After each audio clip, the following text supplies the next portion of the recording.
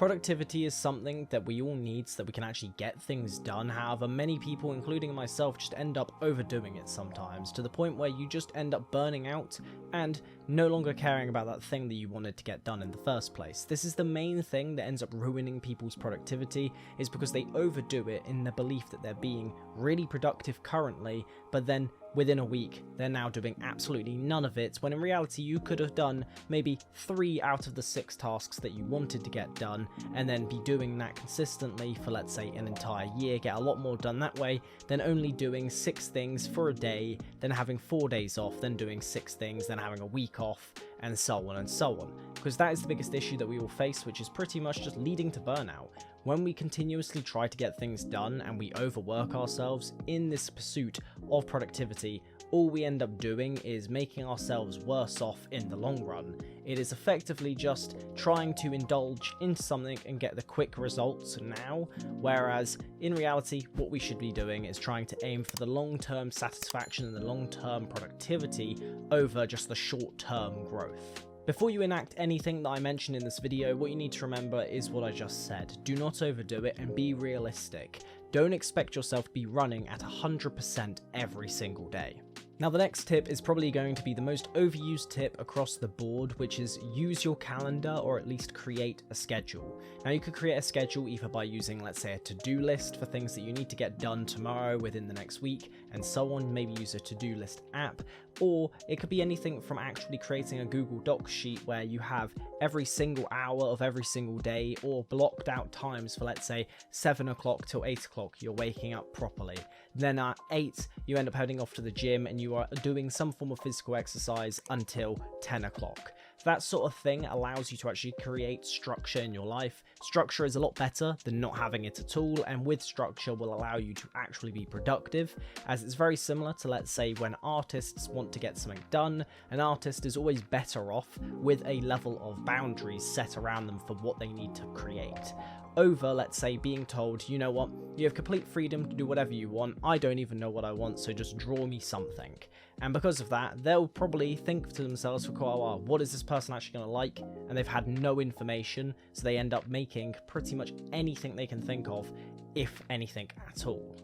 However, with creating a calendar, the one thing that you do not want to do is start structuring your life by 15 to 20 minute intervals. You don't want to be doing that. What you want to actually be doing is basically every single big task that you have, if it's an hour long to 2 hours to 6 to 7, all these different tasks, they're a lot bigger, so I would say an hour, maybe half an hour at the minimum. For me, for example, if I need to go to the gym, I will add on there driving and then driving home, just because then I know that I've got the full idea of how much time I'm going to be spending out of the house and then once I'm back. Whereas a lot of people will end up just putting down literally like wake up, brush teeth, get changed, go have breakfast, have something to do in the morning, do this, do this, do this, and then within 1 hour they've somehow got like 6 tasks in that hour.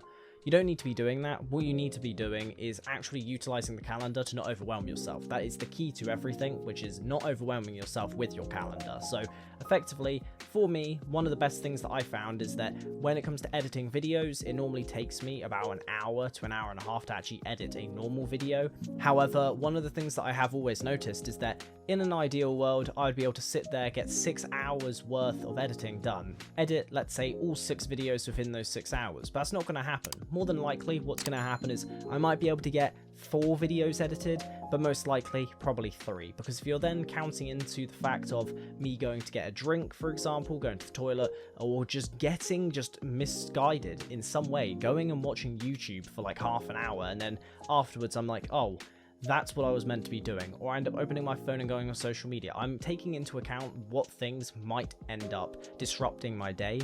So the best thing to do is actually accept that you're not going to be 100% productive and create your calendar for the 75 or 50% version of yourself, not the 100% productive version of yourself, because it's not going to happen the majority of the time. Now the next thing, once you've created either a to-do list or a calendar, something so that you can actually categorize, okay, what are the things that I need to be getting done in this day, and what am I doing today in general? So once you've done that, what you then need to start doing is categorizing, okay, what is high priority, what is I need to kind of get done very soon, but it isn't right now, and then what is effectively, okay, this doesn't have to be done right away, but it is up there as like okay, it's an intermediate priority. It's not really needed to be done for a while, but it would be good if I get it done. You need to set the priorities for yourself so that you know which things are higher up in the hierarchy, so that you actually start dedicating more time to getting those things done, or at least setting the time that you are most productive, because there is a lot of people, for example, who wake up and they'll be productive for, let's say, the first 3 hours of their day, and then everything starts to dwindle off. That's what happens to a lot of people. Or you might be someone who gets more work done at night, so you want to put that main thing that you want to get done at that specific time, so that you remember, okay, cool, I'm going to be really productive normally around this time, so I'll then get that task done that I need to get done. However, the one thing that I will say about a calendar and prioritizing things is don't just prioritize the things that make you money or the things that are, let's say, a project or a business or work as high priority over other things.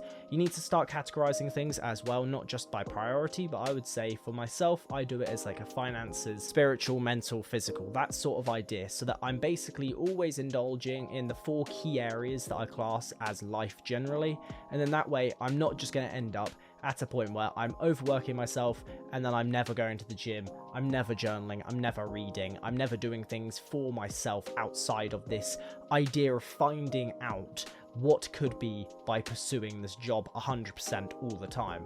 Because again, you aren't going to be productive 100% of the time. I believe, I forgot what the actual study is in particular, however, I do know that normally most people only have about 2 to 3 hours of proper deep work a day, where they'll get things done at a productive rate, and then everything else is just percentages dropping off massively. And after 8 hours, you're basically useless. So pretty much try and categorize things properly, actually take into effect, let's say, okay, cool, you want to start doing that thing and going to the gym, cool. Make sure that is a priority on there. You don't just start blocking that out with other things. Ensure that that is actually a priority on your list. And then things like work and building up a business on the side, if those are actually your priorities, ensure that you've got the time dedicated to it that you'll actually be productive within.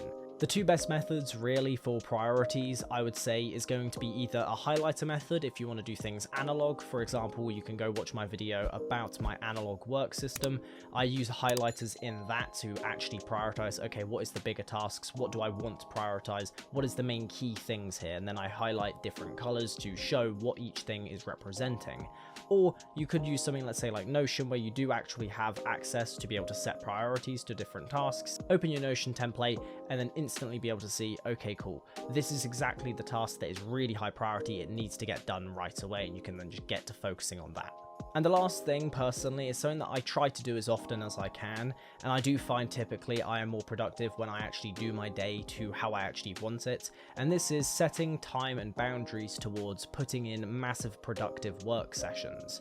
And what I mean by this is that for myself, normally at about 5 to 7 o'clock at night, I'll normally then say, okay, cool, no more, I'm now going to go and do something else. I'm going to go watch YouTube, play something, or just relax in some manner, not do anything YouTube related or work related.